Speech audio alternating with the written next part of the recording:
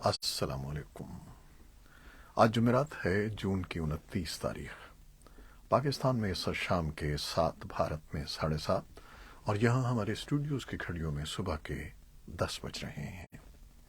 Voice of America Washington की Urdu service से मैं हूँ खालिद हमीद, खबरों के एक बुलेटिन के साथ।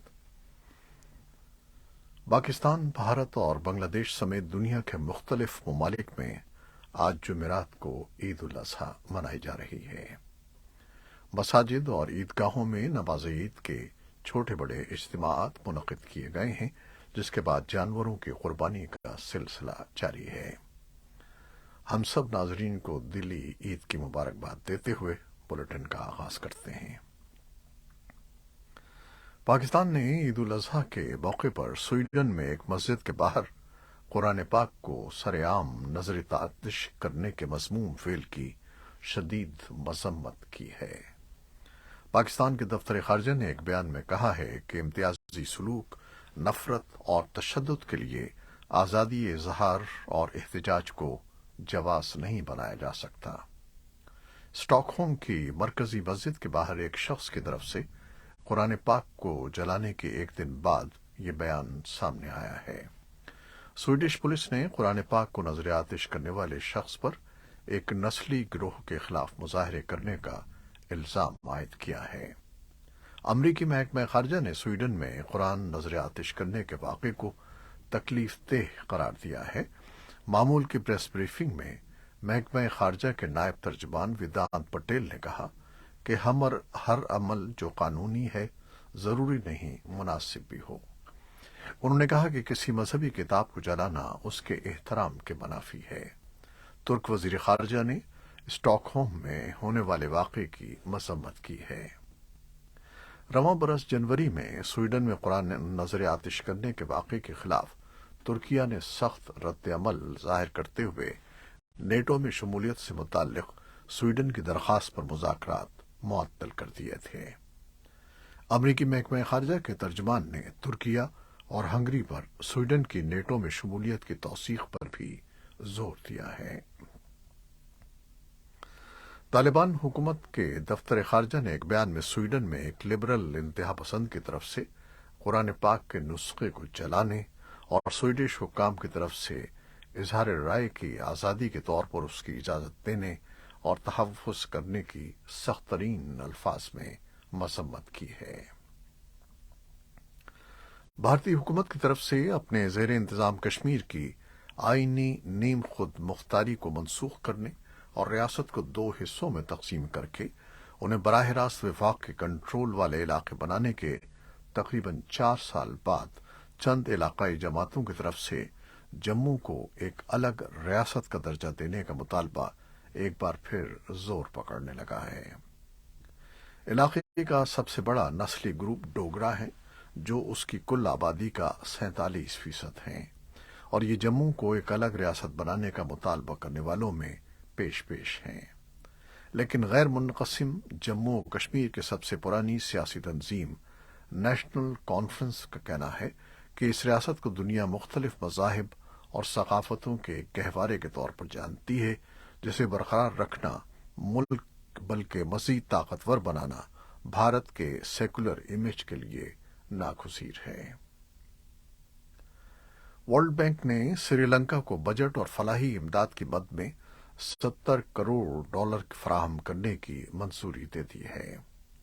जुमेरात को वर्ल्ड बैंक से जारी होने वाली रकम में से तकरीबन $50 करोड़ बजट में मुआविनत के लिए मुख्तस किए जाएंगे, जबकि बकिया $20 करोड़ मालियाती बहरान से सबसे ज्यादा मुतासर होने वालों की इमदाद के लिए मुख्तस होंगे। श्रीलंका बदतरीन मालियाती बहरान से नबर्द आसमां है और गुज़श्ता साल उसे पहली बार डिफॉल्ट का सामना भी करना पड़ा था। IMF से मार्च में तकरीबन $3 अरब के बेल आउट की मंजूरी के बाद श्रीलंका को तवक्को है कि उसे वर्ल्ड बैंक, एशियाई तरक्याती बैंक और दीगर मालियाती इदारों से $4 अरब तक की इजाफी फंडिंग हासिल हो जाएगी। जनूबी एशिया के मुल्क पाकिस्तान में भी मौजूदा माशी बहरान का मुवाजना अक्सर श्रीलंका की माशी सूरत हाल से किया जाता है। سعودی عرب کے شہر جدہ میں امریکی قونصلیٹ کے باہر فائرنگ کے تبادلے میں 2 افراد ہلاک ہو گئے ہیں۔ ہلاک ہونے والوں میں ایک مسلح شخص اور قونصلیٹ کا نیپالی گارڈ شامل ہیں۔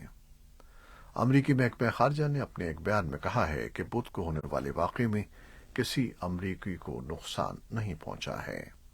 مقامی پولیس کا کہنا ہے کہ واقعے کی تحقیقات کی جا رہی ہیں۔ امریکی وزیر خارجہ اینٹونی بلنکن نے کہا ہے کہ چین روس پر اپنے اثر و رسوخ کی وجہ سے یوکرین جنگ ختم کرانے میں تعمیری کردار ادا کر سکتا ہے۔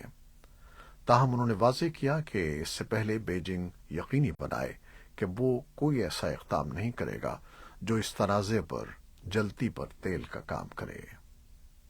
کونسل آف فارن ریلیشنز میں بائیڈن حکومت کی خارجہ پالیسی کے موضوع پر گفتگو کرتے ہوئے بلنکن نے کہا کہ چین اور امریکہ کے تعلقات کے بارے میں کوئی حتمی بات کہنا ممکن نہیں ہے، تاہم ہمیں کسی ایسے نقطے پر پہنچنا ہوگا جہاں سے دونوں ممالک مثبت انداز میں آگے بڑھیں۔ روس میں نجی فوجی گروپ واگنر کی بغاوت پر امریکی وزیر خارجہ نے کہا کہ یہ بہرحال ماسکو کا اندرونی معاملہ ہے، تاہم اس بغاوت نے پوٹن سے متعلق کئی سوالات اٹھا دیے ہیں۔ کرملن نے جمعرات کو کہا کہ وہ یوکرین میں روسی افواج کے ڈپٹی کمانڈر جنرل سرگئی سرووکن کے بارے میں معلومات فراہم نہیں کر سکتا جنہیں ہفتے کے روز سے عوام میں نہیں دیکھا گیا ہے۔ اس روز کرائے کے گروپ واگنر کے سربراہ یوگینی پریگوزن نے روسی فوج کے خلاف بغاوت کی کوشش کی تھی۔ کرملن کے ترجمان دمتری پیسکوف نے صحافیوں کو بتایا کہ وہ سرووکن کے بارے میں صورتحال واضح نہیں کر سکتے اور کہا کہ انہیں وزارت دفاع سے رابطہ کرنا چاہیے۔ سرووکن ہفتے کے روز آخری بار ایک ویڈیو میں واگنر گروپ پر زور دیتے ہوئے نظر آئے تھے کہ وہ فوج کے خلاف کسی بھی اقدام کو روکے اور اپنے اڈوں پر واپس آ جائے۔